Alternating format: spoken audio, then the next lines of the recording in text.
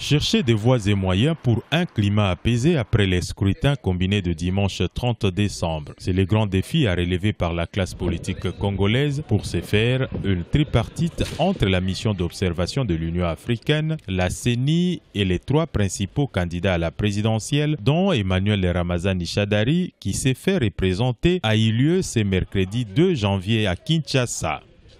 Nous les avons mis devant leurs responsabilités et nous avons dit l'Afrique a les regards braqués sur vous. Faites en sorte que nous ne soyons pas dessus. Il faut que les résultats soient conformes à la volonté des Congolais.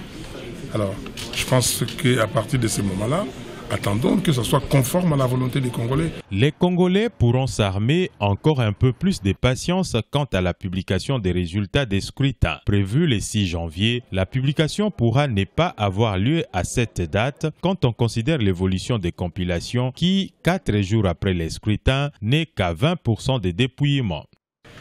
Ça, j'en doute parce que quand je sais que certains coins du pays n'ont pas encore transmis les résultats, que ce soit dimanche ou lundi, ça ne nous dérange pas, ou mardi.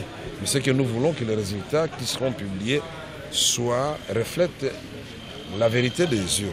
Dans un contexte de coupure d'Internet, le climat post-électoral est un peu pesant. Avec des risques de troubles qui planent sur ces processus, les appels au calme et à l'apaisement se multiplient. Nous avons voulu conscientiser nos aînés qui ont été à la course à la présidentielle, pour leur dire que nous n'avons que le Congo comme seul héritage.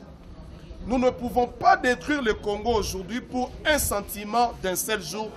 Environ 40 millions d'électeurs se sont rendus aux urnes le dimanche 30 décembre 2018 pour les scrutins combinés, les législatives nationales et provinciales, mais aussi la présidentielle. Avec la présidentielle, l'enjeu, c'est surtout l'alternance pacifique au sommet de l'État, une première dans l'histoire du pays.